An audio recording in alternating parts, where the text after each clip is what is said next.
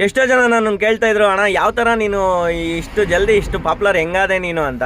Content ಕ್ರಿಯೇಟ್ರ್ ಆಗಿರೋನ್ಗೆಲ್ಲರಿಗೂ ಪ್ರತಿಯೊಬ್ಬರಿಗೂ ಈ ಥರ ಲೈಕ್ಸು ವ್ಯೂಸು ಬಂದೇ ಬರುತ್ತೆ. ನಾನೇನು ಭಿಕ್ಷೆ ಬಿಡ್ತಾ ಇಲ್ಲ. ಅವರು ಯಾರಾದರೂ ಹೊಸ್ದಾಗಿ ನೋಡ್ತಾ ಇರೋರು ಮೂಟೆಗಳು ಲೆಕ್ಕ ಮಾಡ್ಕೊಬೇಕು, ಇಲ್ಲಾಂದರೆ ಅವ್ರು ನಾನು ತಲೆ ಮೇಲೆ ಹಾಕಿದ್ರೆ ಮತ್ತೆ ನಿಜವಾಗ್ಲೂ ಭಿಕ್ಷೆ ಬಿಡ್ಬೇಕು ಅಂತ ಪರಿಸ್ಥಿತಿ ಬರುತ್ತೆ.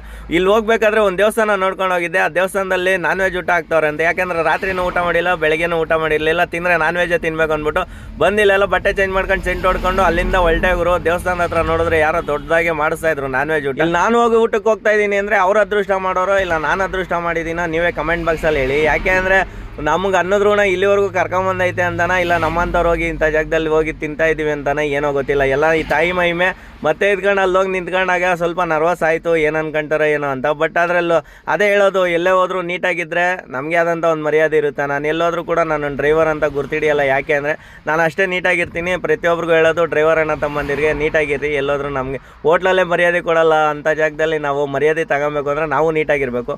ಮತ್ತೆ ಇದ್ಕೊಂಡು ಫ್ರಾನ್ಸ್ ಬಿರಿಯಾನಿ ಬಡಿಸೋದ್ರು, ಗುರು ಮಟನ್ ಬಡಿಸೋದ್ರು, ಚಿಕನ್ ಬಡಿಸೋದ್ರು, ನಾಟಿ ಕೋಳಿ, ಮತ್ತೆ ಇದ್ಕೊಂಡು ಈಗ ಗೌಜಕ್ಕಿ ಅಂತಾರಲ್ಲ ಅವು ಬಡಿಸೋದ್ರು, ಮತ್ತೆ ಇದ್ಕೊಂಡು ಐಸ್ ಕ್ರೀಮ್ ಕೊಟ್ಟರು, ನೀರು ಕೊಟ್ಟರು. ಅಯ್ಯೋ ಪ್ರತಿಯೊಂದು ವೆರೈಟಿನೂ ಸಕ್ಕತ್ತಾಗಿದೆ. ನಾನು ಹೋಟ್ಲಲ್ಲಿ ತಿಂತೀನಿ ಅಂದರೆ ಈ ಥರ ಬಾಡೂಟ ತಿನ್ನೋಕ್ಕಾಗ್ತಾ ಇರಲಿಲ್ಲ.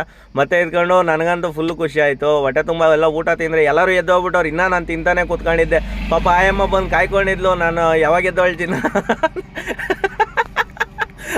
ಆಮೇಲೆ ಓನರ್ಗೆ ಹೇಳಿದೆ, ಈ ಥರ ಅವ್ರು ಅಡುಗೆ ಮಾಡಿಸಿರೋ ಅವ್ರಿಗೆ ಹೇಳಿದೆ, ಗುರು ಈ ಥರ ಐತೆ ಪರಿಸ್ಥಿತಿ, ನಾನು ಕರೆದಿಲ್ಲ, ನಾನು ಬಂದಿದ್ದೀನಿ ಅಂತ ಹೇಳಿದ್ದಕ್ಕೆ ಏನು ಪರವಾಗಿಲ್ಲ ಅಣ್ಣ ಅಂದರು. ಆ ಎಮ್ಮಂಗೆ ಒಂದು 100 ರೂಪಾಯಿ ಕೊಟ್ಟು ಗಾಡಿ ಹತ್ರ ಬಂದು ಬಿಡ ಹಾಕ್ಕೊಂಡು ಆರಾಮಾಗಿ ಹಾಕ್ಕೊಂಡು ತಿನ್ಕೊಂಡು ಹೊಲ್ಟಿದ್ದೀನಿ. ನೆಕ್ಸ್ಟ್ ವೀಡಿಯೋ ಅಪ್ಲೋಡ್ ಮಾಡ್ತೀನಿ, ಆದಷ್ಟು ಫಾಲೋ ಮಾಡಿ.